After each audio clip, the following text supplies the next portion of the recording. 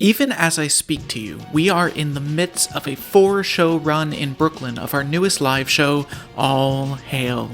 We are about to do this show all over the East Coast, South, and Midwest this month, from Boston to Atlanta to Iowa City, and a whole bunch of places in between. Tickets on sale right now on our website, but we aren't done taking All Hail to all of you. We want the influence of the Glow Cloud to spread much farther than that, so we are taking it to even more U.S. cities this July. We are going to Miami, Tampa, Birmingham, Germantown, just outside of Memphis, New Orleans, Houston, Austin, Denver, and Salt Lake City. We have been doing live shows for a few years now, and I feel like we're finding new ways to make them better every time. If you've never seen us live, then you are missing out on a lot of what makes Night Vale, Night Vale. And if you have seen us live, we bring an entirely new show every time we come through a city, and the show is completely self-contained and self-explanatory. So if you have a friend who doesn't listen to podcasts, but likes comedy or horror or sitting in a dark room with hundreds of people, bring them along. They'll have a blast too.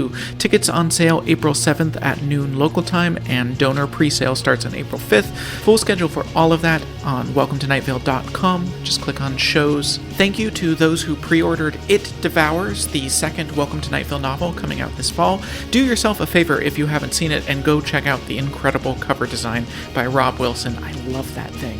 And don't forget, this week, our sister podcast, Alice Isn't Dead, continues its search through the empty places on our country's highways.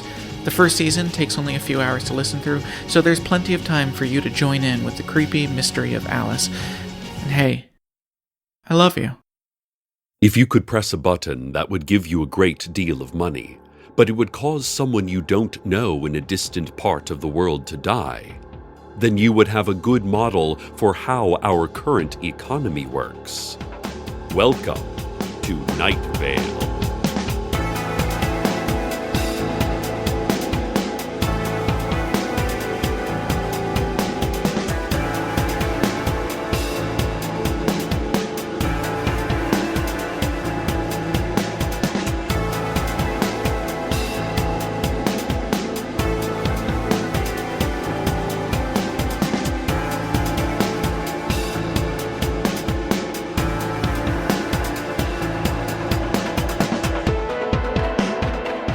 To start off, the story that everyone is talking about.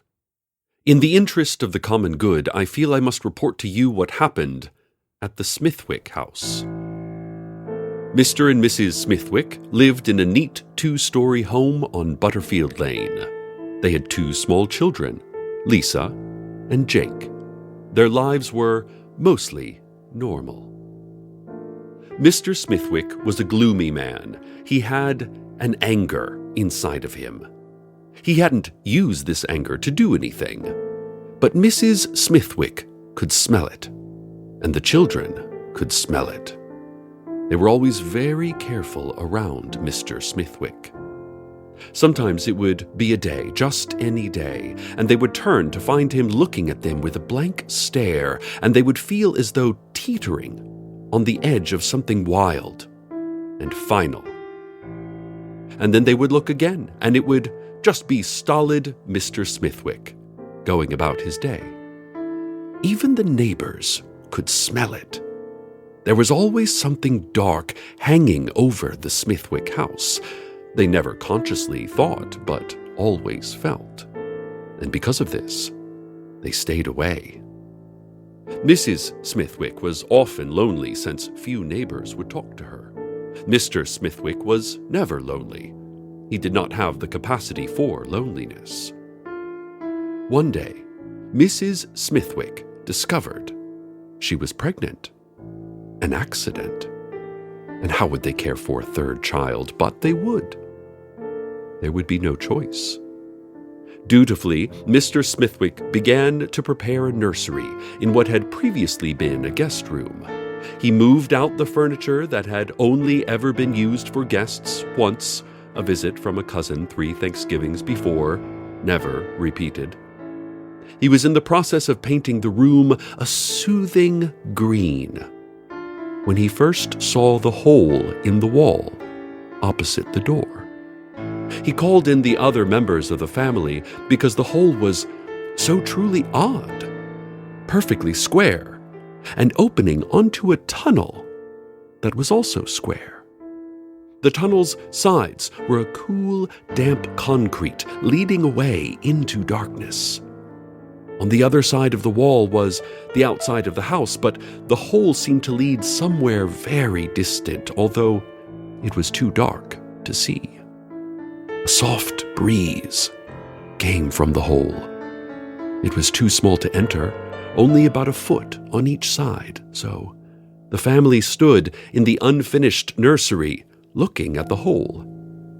Mr. Smithwick thought he could hear from far in the distance of its depths a soft humming. More soon, but first, as many of you probably heard, 2 weeks ago I was arrested after my explanation of the secret hierarchy of angels. I was dragged in front of the city council and informed I would be sent through a lengthy re-education and brain reconditioning program before I would be allowed back on the air. But then I got city council chatting about how station management is doing. Their relationship is on a little bit of an icy patch again. And I see station management on a daily basis, so it was pretty easy to draw the council into a series of questions about what management's mood has been like and how many hapless employees of the station have been lured to the management's office and relieved of their life energy. And finally, the council forgot what they had called me in to punish me about and let me go. And so, here I am, speaking to you once again. Ooh, by the way, there is a difference between a rough patch and an icy patch in a relationship. A rough patch is where there is a great deal of arguing and disagreement, a jostle to both parties' lives. An icy patch is where outwardly all seems to be smooth, but there is no actual connection made. Simple sentiments skitter off in unintended directions, and both parties feel like they're lurching without control towards destinations they had not foreseen. The angels, meanwhile, continue to fight for a legal acknowledgement of their existence. They've been protesting outside City Hall, blocking the entrance. Now, this has made life extremely difficult for City Hall employees. The employees are unable to get inside the building, but since angels do not legally exist, these employees are also unable to accurately describe the reason for their absence from work.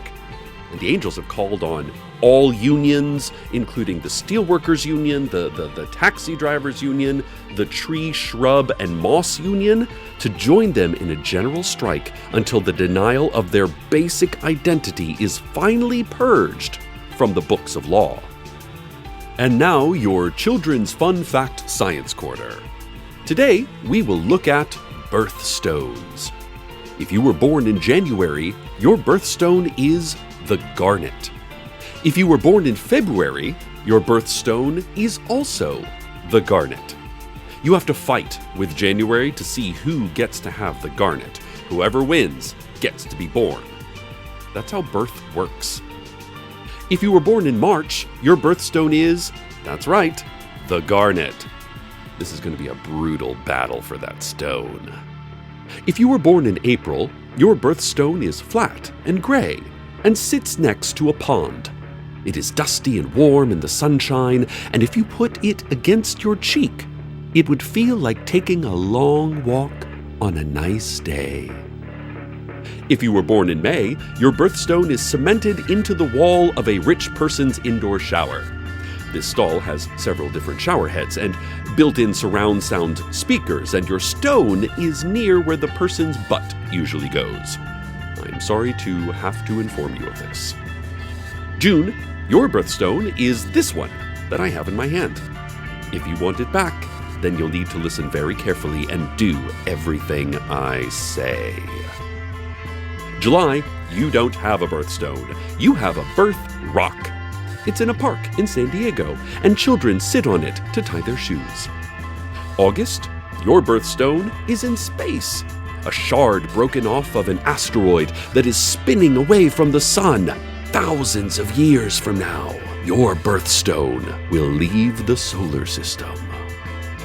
September, your birthstone was swallowed by a little boy who is very sorry about having swallowed a stone. Swallowing a stone is uncomfortable and dangerous. A lesson that little boy is learning now. October, your birthstone was buried by drifting soil thousands of years ago. It will never again be uncovered. November, your birthstone is falling from a great height. Soon it will land. I hope it will not land on anyone, but then life has no guarantees. December, your birthstone is a dump truck. You may correctly notice that this isn't a type of stone, but you may also correctly notice that at least you didn't get stuck fighting over a garnet. This has been the Children's Fun Fact Science Corner. And now back to what happened at the Smithwick house. A few days after the discovery of the hole, Mrs. Smithwick disappeared. She did not pack any of her clothes. There was no sign of violence. She was just gone. The children, Lisa and Jake, did not cry. They were too shocked to cry. They realized, without realizing, that they had passed through a threshold that there would be no way to ever return. Mr. Smithwick called the police, who investigated thoroughly. He tried to tell them about the hole, still in the wall of the unfinished nursery upstairs, but they were uninterested in that. They wanted to know where he had been last night and if he could prove it. He had been with the children. They said so as well. The police didn't like it, but they couldn't find evidence of a crime, let alone evidence that any specific person had done a crime. And so, they left. Mr. Smithwick took the children to school on his way to work. He made dinner that night.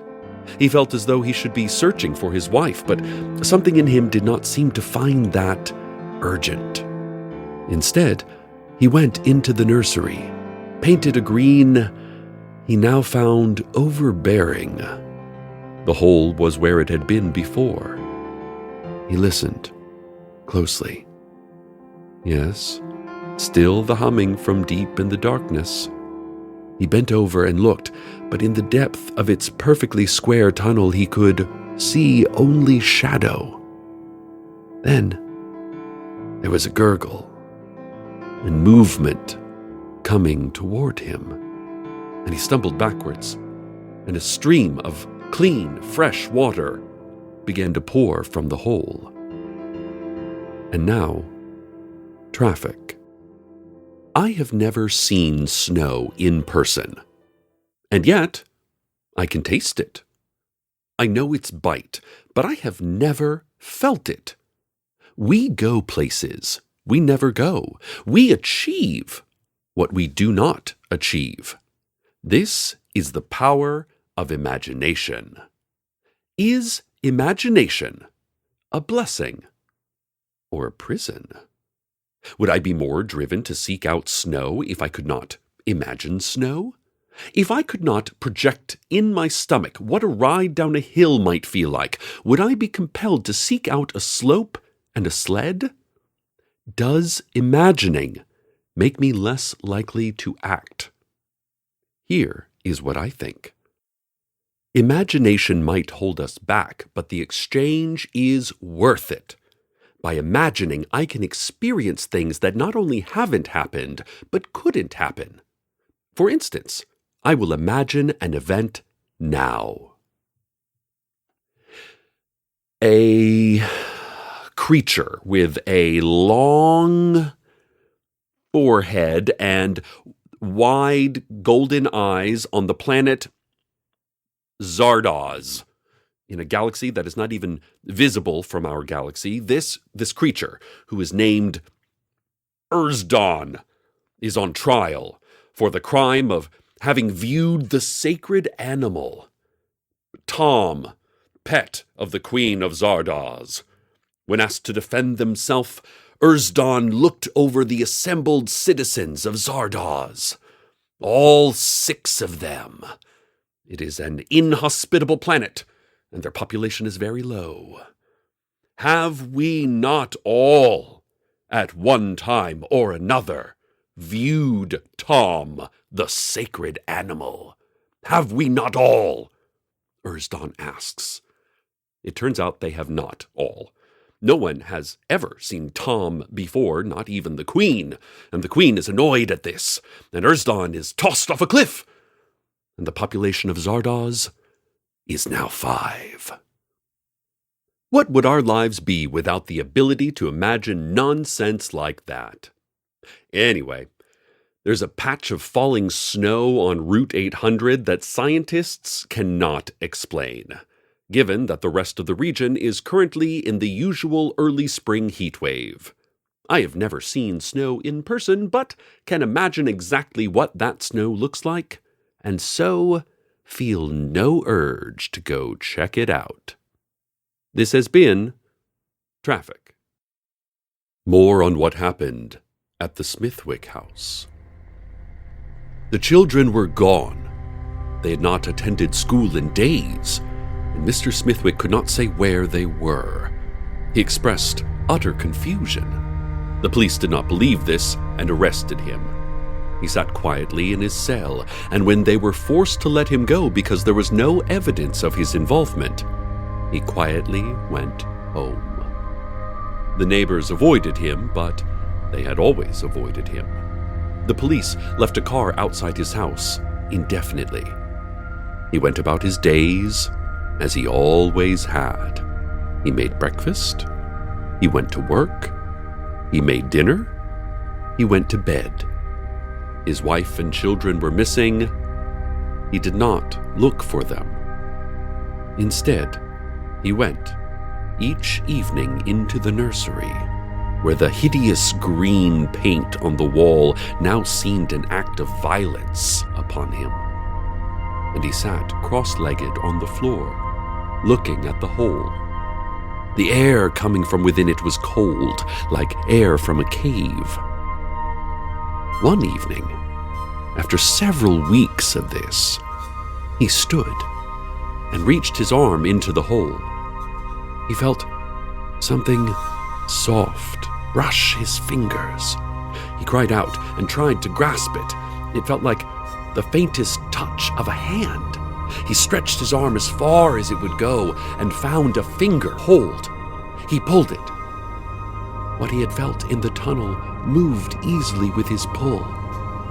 To his astonishment, his arm emerged holding the branch of a tree, several feet long, covered in leaves, the same shade as the wall. He sat back down.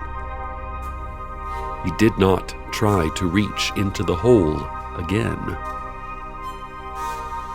Soon, the rest of what happened at the Smithwick house. But now, the weather. You cannot cage me, I revolt. You cannot contain me, I bolt. I am not caught because what I got you can't hold.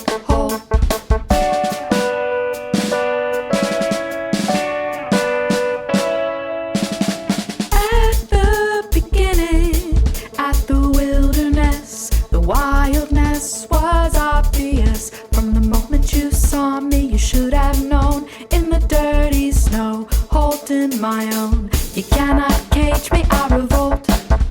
You cannot contain me, I bolt. I am not caught because what I got you can't hold. I wouldn't dare me, so don't. You cannot will me, I won't. I am not caught because what I got you can't hold.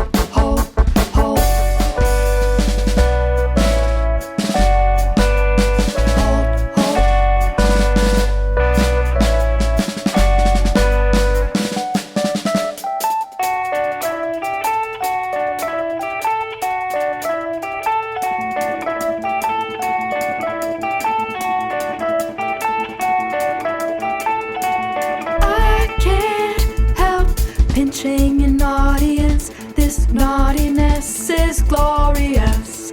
You love me because of this wildness is tenderness. With every bite of my teeth, I'm showing you best how I love you back without bitterness.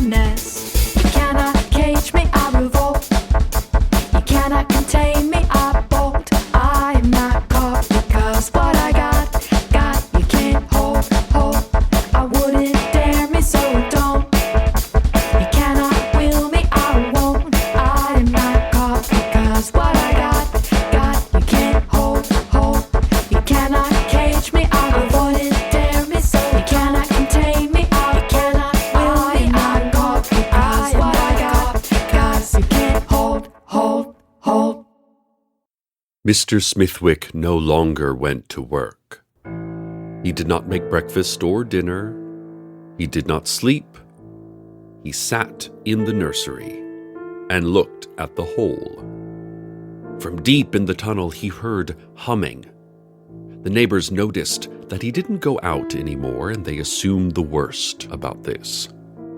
They confirmed with each other that there had been something heavy and strange about the man. They agreed that this had all been a matter of time. Time did not matter to Mr. Smithwick anymore. He didn't notice if it was day or if it was night. Inside the tunnel leading away from the unfinished nursery, it was always the same, dark and cool. When no one had seen Mr. Smithwick for several days, the police and the car outside decided to investigate. Earlier this week, they searched the house, but there was no trace of Mr. Smithwick. All of his things were still there, and there was no sign of violence. He was just gone. One of the police officers wandered into the nursery, where the green paint on the walls resembled a person turning ill. It did not appear that anyone had been in the room for days. There was no hole in the wall. Evidence was searched for, and evidence was not found. The Smithwick house stands empty, with all of the family's things still inside, furniture and clothing, even the food rotting in the refrigerator. The neighbors still shake their heads and say that this just goes to show, although none of them understand what it went to show. And that is what happened at the Smithwick house. If there was anything to be learned from this, I refuse to learn it. Carlos has called into the station to let me know that he's thinking quinoa bowls for dinner. Also to remind me that the Dancing on the Stars finale is tonight, and also to say that what happened at the Smithwick house happened a long time ago, and he has no idea how it happened again. And I told him that this is definitely the first time anything like this happened in Night Vale. I mean, I would have remembered something this weird happening in our quiet little town. But he insisted that he studied the Smithwick case already almost 4 years ago. He doesn't understand how the whole incident could have repeated exactly as it happened before. Reality doesn't allow for that, he said. Well, I suppose there's no accounting for reality. Stay tuned next for a look back at your life, featuring the most embarrassing moments and biggest failures, hosted by your own brain. If you missed this showing, don't worry. It plays on a nightly repeat. Good night, Night Vale. Good night.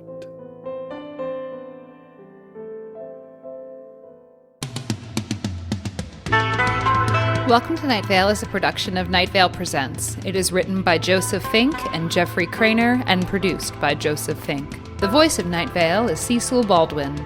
Original music by Disparition.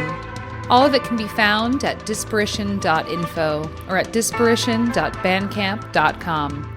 This episode's weather was You Cannot by Erin McYown from her newest EP.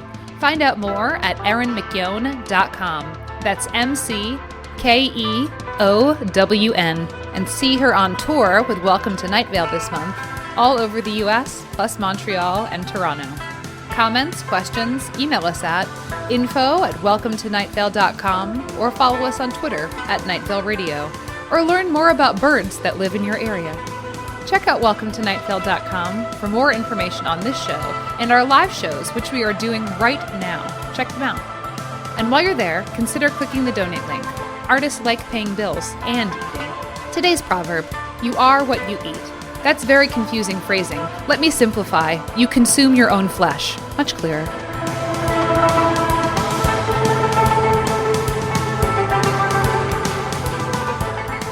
Hello.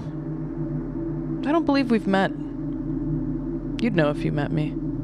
You wouldn't know for long, but it would be memorable. So here we are on the border of Montana and Idaho. This is a place you'd imagine existing in Montana, and you'd be right. Is that because we're right about Montana, or because Montana residents know what we're thinking and are willing to capitalize on it? History of this world is folks capitalizing on the hardship that's been handed to them because they have to survive somehow, and then being scolded or demonized for doing so. See, we didn't start this. You've been doing this to yourself for a long time. I followed Keisha here. She doesn't know that, of course. The claim to fame of this place is that they have 50,000 silver dollars stuck to their walls. Except they say it's actually more than that now. Even their claim to fame is confused and incorrect. I love it. I love confusion. Confusion is where I live. It's where I work. The largest gift shop in Montana. You can buy a knife for $5. I bought 10. Never enough knives. Not if you know how to use them. They're cheap, sure. But even cheap can cut. Dream catchers with a wolf printed on them, pink cowboy hats with silver bangles, toy horse heads on sticks so you can pretend to ride a horse or pretend to carry a decapitated horse head on a stick. Inspirational and funny signs to buy say things like, "A closed mouth gathers no foot," and "We may not have it all together, but together we have it all." Cute. This one says, "What happens at Grandma's never happened." Interesting. What exactly happened at Grandma's? I think legally you may have to tell someone. Animatronic statues, angels that flap their wings, wolves with mouths that open and shut. Horrifying.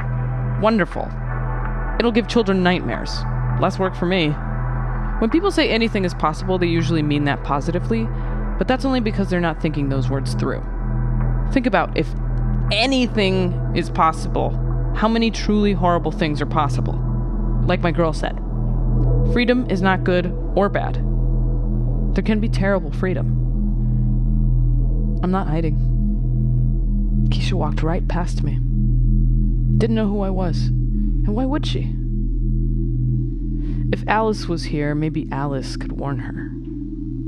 But of course, Alice isn't here. I am. Alice Isn't Dead Part 2. Every other Tuesday starting April 4th.